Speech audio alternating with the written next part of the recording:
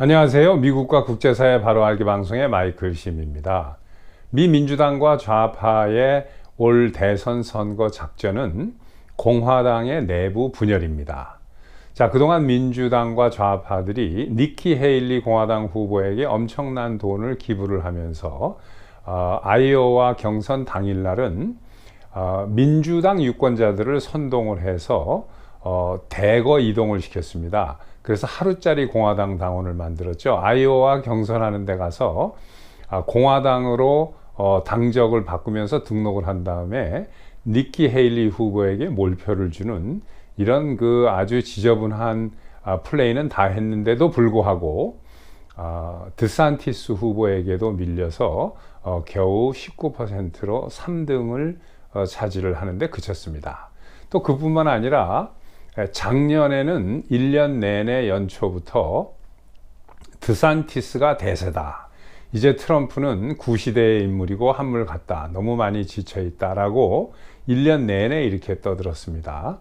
그런데도 이번에 아이오와 경선에서 트럼프 대통령이 유례 없이 2등한 드산티스와 30% 이상의 그 표 차이를 벌리는 전무후무할 수 있는 이러한 엄청난 그 승리를 거뒀습니다. 자, 그런데도 불구하고 우파 분들 중에서도 이 좌파 언론이 미국의 지금 언론은 거의 다 좌경화가 되어 있습니다만 이제는 팍스 뉴스도 매우 좌경화로 조금 덜하긴 하지만 이제 가는 모습을 보이고 있는데 워낙 언론들이 거짓말을 정말처럼 그럴듯하게 이야기하니까 이걸 믿는 분들도 상당히 많이 계십니다. 자, 그리고 또 이제 얼마 남지 않은 뉴햄셔 프라이머리 경선에서는 정말로 니키 헤일리가 1등할 가능성이 있다는 둥, 트럼프가 아이오와에서 승리했다고 뉴햄셔에서도 승리하라는 보장이 없다는 둥, 이런 아무 근거도 없는 뉴스들을 막 생산해서 또 언론이 뿌려대고 있습니다.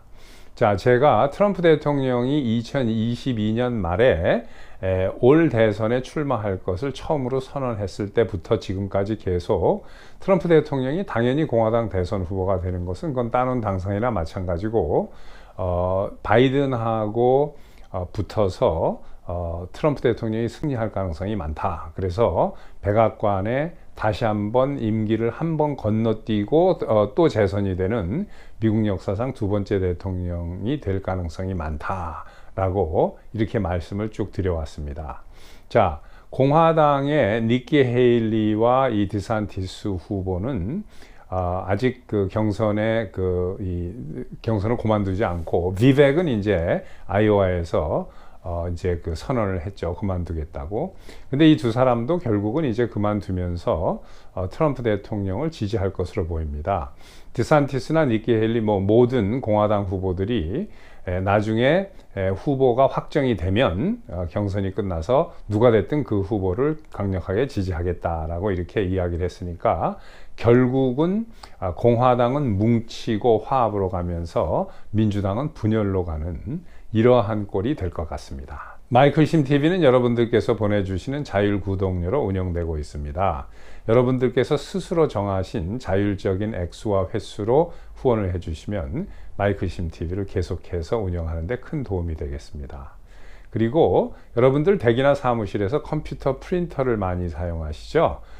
마이클 심 TV 애청자들에게는 큰 디스카운트를 해드리고 있는 세이브텍스에서 앞으로 여러분들께서도 큰 혜택을 받으실 수 있습니다. 그리고 남가주의 부동산 에이전트 하나를 소개합니다. 매우 신용 있고 좋은 평을 받고 있는 부동산 에이전트 갈레브 김을 소개합니다.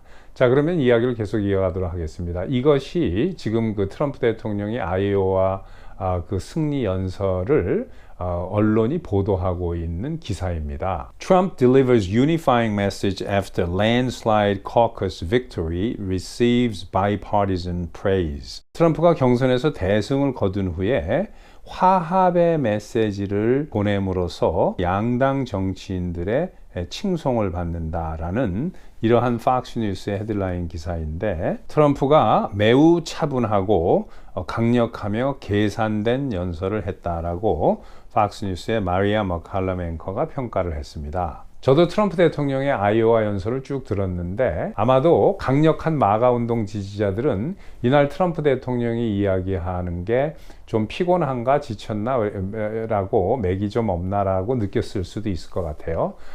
왜냐하면 공화당이든 민주당이든 보수든 리버럴이든 이제 미국 사람들이 화합해야 할 때다라고 이야기를 했는데 내용도 내용이지만 그 톤 자체가 가라앉고 이렇게 조용하고 차분한 톤이었어요. 이 뉴스에서 이야기를 하듯이. 그것은 뭐냐면 중도층을 겨냥한 고도의 전략입니다. 올 선거는 어느 선거 때보다도 중도층이 많을 것으로 예상이 되는데 중도표가 왜냐하면 민주당과 바이든의 신물난 민주당 사람들이 민주당을 떠나서 바로 공화당으로 올 수 없는 사람들, 오기 싫은 사람들이 꽤 있습니다. 오는 사람도 조금 있지만 이 사람들이 중도로 남아서 민주당 기권하는 사람도 있지만 기권이 아니라 공화당에 표를 주려고 하는 사람들도 있어요.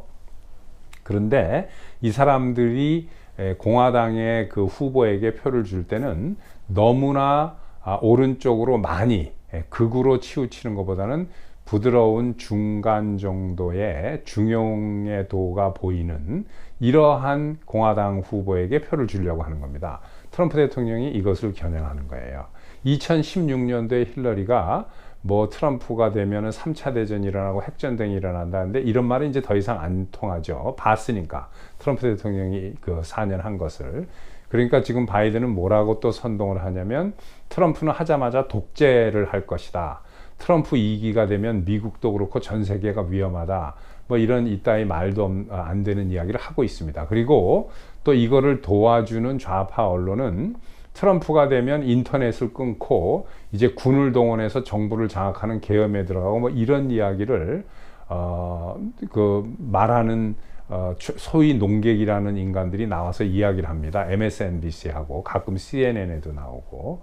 그런데 많은 그 정상적인 두뇌를 가진 민주당 유권자들이 이 말을 안 믿는 거예요. 그러니까 이게 오히려 역으로 가는 겁니다. 그래서 트럼프 대통령이 화합을 주장하는 그러한 전략과 이 바이든은 분열을 조장하는 전략으로 갈 수밖에 없어요.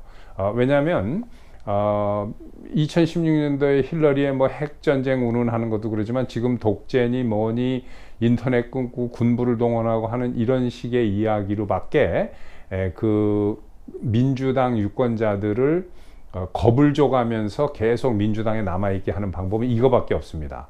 마치 무슨 북한에서 계속 겁을 줘서 하듯이 그 국민들을 이런 방법으로 갈 수밖에 없으니까 2024년 트럼프 대 바이든, 공화당 대 민주당의 선거 전략은 트럼프 공화당의 화합 전략과 이 바이든 민주당 좌파의 분열 조장의 그 전략이 부딪히는 그러한 해가 될 것 같습니다. 그래서 결과는 당연히 그 화합을 주장하는 국민의 화합을 도모하는 트럼프 대통령의 승리로 귀결이 될 것으로 저는 그렇게 예상을 합니다. 빨리 11월이 왔으면 좋겠습니다. 여러분 감사합니다. 또 뵙겠습니다.